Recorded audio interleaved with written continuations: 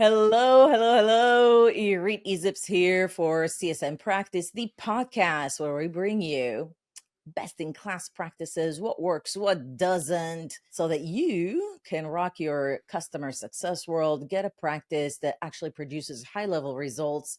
And today, if you stick around, you'll learn how Dillon Young, a CS veteran and now owns his own company, we'll talk a lot about that towards the end, worked for a company as a CS leader and turned things around. And what do I mean by that? He made it go from about 83% gross retention rate to 98 gross retention rate in a single quarter. That's unheard of.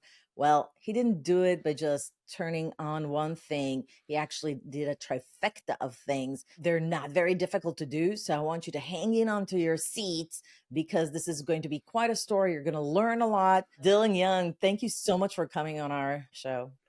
Thank you for having me, Erie. This story is kind of old. You've been there last year and a half. You've had your own company, but I think this is a story that never gets old and is always true. Why don't you tell me, what kind of customers did you use to help back then? And what was the size of the team when you just started managing the team and stepping into that role? I have historically always worked with enterprise level customers personally.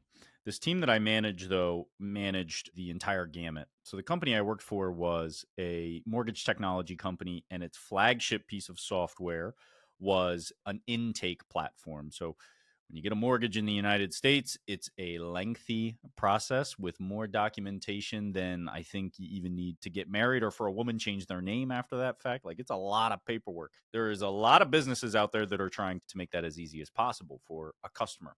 This company was one of them. And so they served anything from sole proprietorship mortgage brokers all the way up to some of the big boys. So, if I can guess, you had a very long tail of customers. Those would be the sole proprietors. And then you also had very large strategic accounts. When we tell this story of going from lower GRR to very high GRR, was this related to a certain segment or a certain cohort of those customers? No, we're talking all of them. Wow. Just off the cuff, thinking about that, it's kind of crazy because before I was in seat, a lot of the strategy for those long tail guys was like, don't tell them that they're renewing. If they want to cancel, then they've got to send us an email. And not as nefarious as that, but it was probably more like, well, we don't have the time. And so you get a lot of GRR uplift just from that. And we actually flipped that on its ear and we started talking to everybody. Maybe not manually, some of it was automated, but we made sure everybody knew when their contract renewal period was coming up. I have so many customers that have the same thing going because they know, especially if it's consumption based, ooh, don't tell them, let's just evergreen them, or let's just let that old contract ride and hope the customer doesn't say anything that's like agreement in silence. Just happens so many times. So thanks for saying that. Okay, so you flip that on its head. And just to give people context, at that time, sounds like hundreds, maybe over 1,000 customers, maybe thousands of customers, but a lot of customers.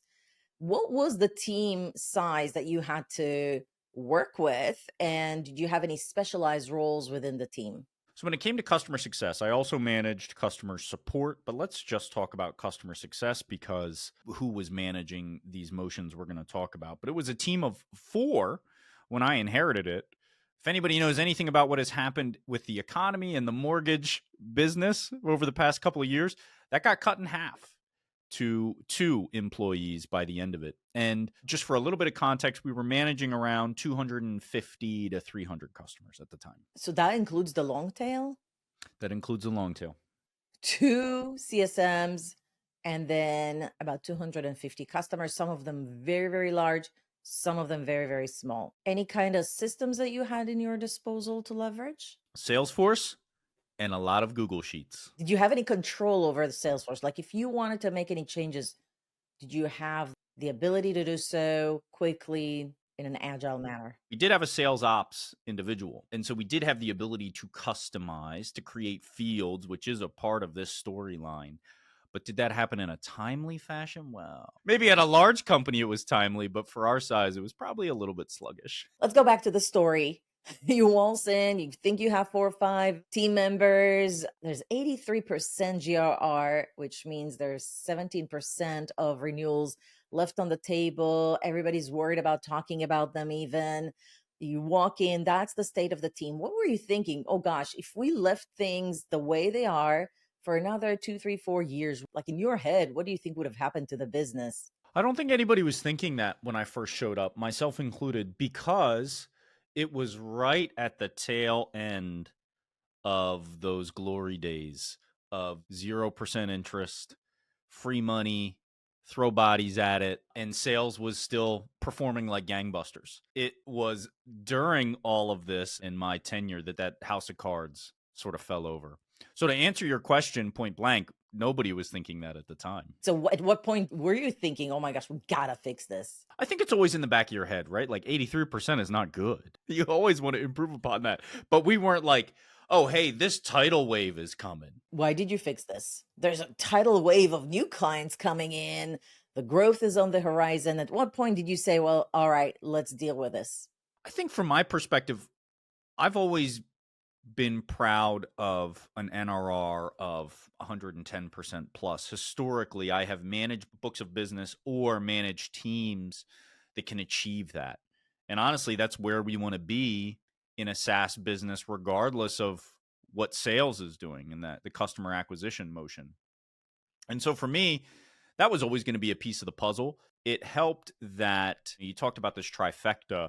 It helped those other pieces needed the motions that were also going to hopefully drive up that gross retention rate. Even though the economy was going well, you're like, okay, we can do better than this. I have experience. I know this could be better. Did you have to enroll the executive leadership around, hey, this could be a great go-to-market strategy for us? If I double down on this, our business can grow a lot faster. Was everybody signed up to this new initiative that you were going to put in place? The conversation didn't go quite like that. I'll tell you the way it went. I didn't ask for permission, but I did ask for forgiveness ahead of time. In so much as I said, hey, look, I'm going to do this thing. And I did ask the CRO, I needed a little bit of time from the RevOps individual, like I was talking about, build some stuff in Salesforce. And you're going to get these new reports out of it. So I added the value to it. So it was an easy yes for them. It also was not going to take long. But I asked for forgiveness in as much as I said, I'm going to roll this out. And I hope that it results in higher GRR. It has for me in the past. But to be fair, guys, we're going to start talking to a lot of customers that we were not previously talking to. And if they're not happy, and if we can't solve their issues or re-educate them in a timely fashion, then we may see this dip in the short term. It should always go up with a process and particularly success planning and things like that. But in the short term, you may see a dip. Hey, I just want you guys to be prepared that that might happen. Okay, wow, that was very clever of you. What were the 3 things that you decided to do? What was that mysterious trifecta? So number one is we wanted to begin a renewal motion. That's got a lot of pieces to it. But largely what we mean is we want to start asking every single time we're on with a customer, would you renew today if you had to make that decision? A lot of stuff comes out of that. And so that question, a lot of different answers. And so our next piece was success planning. We wanted to make sure that no matter what that answer was, if it was anything other than a heck yes, we had the ability to build a plan to turn it into a heck yes. And then thirdly, we had the ability to measure that. And that means health scoring. We already had a ton of telemetry, but what we wanted was to make sure that we also had the sentiment piece. And that's not purely the CSM saying, I like talking to this person. They like talking to me. They pick up the phone when I call. Instead, we wanted to add a sentiment piece that was specifically tied to that renewal question. Okay, so renewal sentiment. Was that the 3rd piece? It is. We didn't define it necessarily as renewal because we believe that that is indicative of the entire relationship. So a sentiment score? Yes. So all of that, just so we're clear, resulted eventually in how much NRR uplift? So NRR uplift, I don't have that number necessarily since it does feed in from GRR, but GRR was 83 to 98%. So we saw a 15% increase in a single quarter, 90 days. The NRR eventually got to where you wanted it. Yes? Yes. Yes. North of 110%. You're correct. All right, so let's dive into each one of them. Where do you think we should start? Did you do all of them at the same time, or were you thinking, okay, one of them is more important than the other, and you started with that? I consider these to be three legs of a single stool, honestly. But where did we start? We started with a soft launch of the renewal question and basically telling the team, hey, start asking this question, start taking notes on it so we can start to build this sort of like soft history. We don't have anywhere for you to store it yet, kind of like programmatically. They start asking that question, they start getting into the habit of asking that question. In the background, we are building the additional pieces to support it. So we're building that field in Salesforce where they can track it. And it's very rigid in the way that they can track it. We only have 4 different answers: 10%, 30%, 70%, and 90%. And you're only ever allowed to say 90% if they said, without any hesitation, heck yes, give me the paperwork today. I'll sign an extension right now. Anything else is going to be that 10, 30, or 70. 70 is a yes, but maybe we still have some issues. They hesitated a little bit. And then 10 and 30 are differing levels of, no, I don't think I would. Anything other than a 90% requires a success plan. And so we're building this field in Salesforce to track the answers.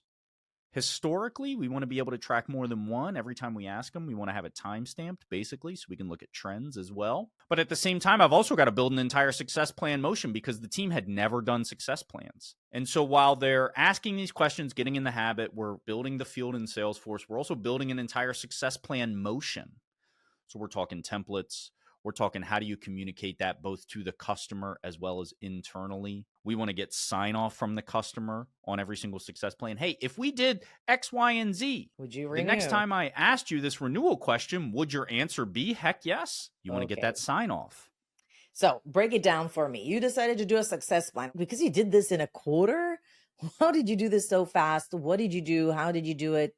Break it down for me. Let's be transparent about the fact that we're measuring quarter to quarter. We probably launched in the last 2-3 weeks of the previous quarter. That launch is we gave them all the tools. So they probably started 45, 50 days before that, starting to ask the questions of their customers. Would you renew? Would you do this? And so it isn't as stark as on April 1, we're saying, hey, here's all these new tools, this entirely new process, change all these things about the way you work. We were a little bit more nuanced in the way we rolled it out. So I just wanted to make sure that that's clear before we talk about this next step. I think it's smarter to take it slow, and it's hard for them usually to get into new habits. And so the fact that you say, all right, just ask that question. All right, then just update this. And when it's like this, then, oh, just do this. And so maybe we start. First of all, I liked how you summarized this was our goal. Our goal was to present a plan that the customer signs off on and says, hey, if we did that, we're absolutely going to renew. So that sign off piece is so critical, regardless of whether they, when you go to them in 90 days, when they're getting ready to renew and they say, oh, actually, we're not going to, at least then you have something to hold them accountable for, versus if it was just this sort of nebulous conversation that we all agreed to, but we never put anything in front of them. We never got it in writing. It's so much easier for a person psychologically to say, like, that wasn't exactly what I meant. But if you put it in front of them, you make them sign off, you make them confirm. The psychology is they want to follow through as well. They want to be a partner to you. So that was the big idea here, is to get to present a plan that the customer signs off on. And now you have some sort of like, all right, it's a mutually agreed upon plan to get to you to renew so that you get the value, etc. You had a team of, granted 2, but they've never done this before. What did you put in place to make it easier for them to start doing so? We had some scripts that we would offer to them for their conversations, but consider that this organization was very small. And so we didn't have a ton of structure around like, you must do this, you must do that. I don't even necessarily agree with that methodology. I prefer to make sure my folks understand exactly what we're shooting for, what their goals are. And we already had in place a bonus structure for NRR. So it was very easy to say, well, GRR is the biggest piece of that. So if you bring up your GRR, you're going to naturally bring up your NRR. I would provide processes and scripts and success plan templates that help them accomplish their goals. But at the end of the day, if they wanted to do it a completely different way, that's fine. All of that being said, we did have one very hard rule, which was 120 days before the expiration of this customer's contract or the automatic renewal date. Typically, it was the annual anniversary. You had to begin asking the question, would you renew or not? And you had to record that in Salesforce in the field we created with a small amount of notes to explain why the customer answered in the way they did. We on the back end had a process for monitoring those answers. And if anything was less than 90%, then we would look for a success plan. And if that didn't exist, we did have a little bit of a prodding motion of like, hey, you got to put together a success plan. Tell us why or how you think you're going to bring that up to a 90%, the resounding heck yes. As a leader, when they first started doing that, how did you coach them on what is a good success plan versus an okay success plan? Or did you give them any kind of mentorship? And if so, what seemed to work the best? We ran through a number of them, typically on team calls. And what we would do is we'd pull one up and I would simply ask questions. Well, what happens about this? Or have you thought about that? Or I try not to say it needs to be done this way. What I want the success plan to do is to answer any questions that any individual at our organization is going to ask regarding it. What it sounds to me is that you did two things that I thought was smart. One, you had visibility. When you have visibility, because you were tracking in Salesforce, you're expecting when it's 10, 30, or 70 to have some notes and a success plan. You probably put some guardrail, like how fast do they need to come up with a success plan and what's the process like to present it back to the customer. But you had visibility. You probably had a dashboard, all right, out of everybody that's coming up for renewals. How many are 10, 30, 70? And do they have a success plan? Yes or no? If they don't, you could go back to your team and say, hey, create one. Or, hey, start the process of success plans. And then once they produced one, you reviewed them, you give them coaching so that they start thinking about the right questions to ask when they come up with it, elevate the quantity or the quality of the success plan. What else do you think made this initiative successful? I think you outlined it really well. What I think made it drove it home, because there's a sort of nexus here of issues that we see a lot classically. The entering of data into Salesforce is like the most loathed activity for most folks in our profession in sales. Just nobody wants to do it for a variety of reasons. Sometimes they're lazy. Sometimes they're trying to make themselves indispensable by keeping it all up here and not in Salesforce. And the second is, perhaps compounding that, is why is this important to me? It's an additional step. Why is this important to me? But it is largely, we stamp that out by saying, because you're bonused on NRR, we are trying to drive a process that helps you reach that easier. The second piece, this was more of a stick. That was the carrot that I just talked about. The stick was, if you have a customer churn and we have no data to show why, it is going to be an issue. That's not a threat. It is going to put attention and eyeballs on you that you do not want if we cannot explain why that occurred. Some of it is always going to be inexplicable. We can't read minds. We can't fix everything. Sometimes a good fit customer turns into a bad fit customer.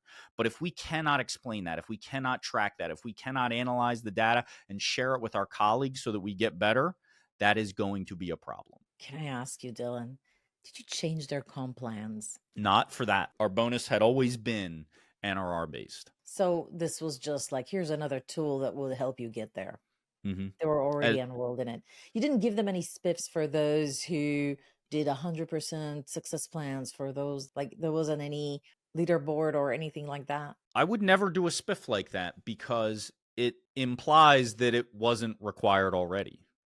And the rule was, if you got anything less than a 90%, you got to put together a success plan. Now, if they're 70% and it was like, I just don't have a ton of time to talk about this right now. They sounded like slightly irritated, but it was more related to like, I just got a lot going on right now. Well, your success plan doesn't need to be 15 steps long. It needs to be 3 or 4. And if you've done enough of them, you can type that up in 5 minutes. Not a big deal. So we didn't have any hard and fast rules around like what your success plan looked like we talked about. but you needed to have one. And so we wouldn't spiff people just for doing what we said they needed to do anyways and what it takes for us to be successful as an organization. Did they adapt to the success plan process fairly quickly, sounds like? Wanted to ask you about that sentiment. That was the third piece of your awesome trifecta. When did you start looking into that and how did you do it? That came along with, we used the same field within Salesforce, which was their answer to the renewal question and those 4 possible numbers. That became the sentiment, that became the contribution to the health score that we called sentiment. So it could go up and down every single time you updated that field.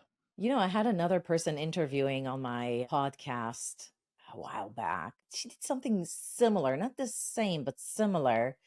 And what she reported is that they got their renewal forecasts really accurate. Like she said, there was like a 2%, maybe like a difference between what they thought was going to come in to what they projected might not. And so they got good at it.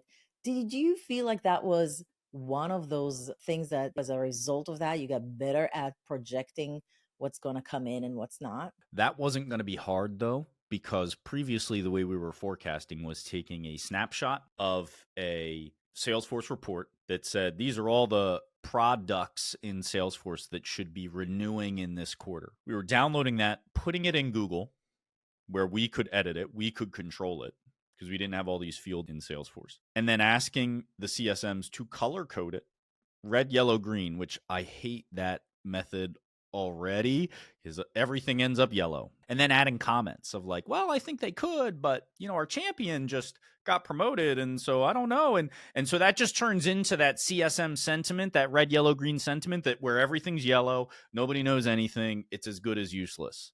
And so our ability to instead weight it within Salesforce against that sentiment, that field that answered that renewal question, it immediately got so much better. Now, was it 2% accurate? I don't know, because we were still pretty early on in our motion. And I think the CSMs were always going to veer towards the positive side of things, the 70 or the 90%. Like they had happy ears, so to speak. I imagine if I had stayed there much longer, I would have wanted to analyze what that delta was between what actually happened and what we were predicting would happen. Well, what a great story and what a great outcome for the team, for the company to be able to see exactly what's going on, have a deeper understanding around the renewals. When the team started flagging customers that are a maybe, they didn't give me a heck yeah yet. Were you able to start seeing a certain trend around why customers might be at 10 or 30%? And did you change anything in the renewal strategy itself, meaning incentives, things that they can offer, what should they be included in success plan, new services? Did you get sophisticated with that? Or maybe you didn't have the time to do it? We didn't have the time, but it was going to be the next step, is understanding, was it a certain size of customer that was giving us that 10 or 30%? Was it a certain age of customer? Because I think we all know that over time, typically your customer product fit shifts.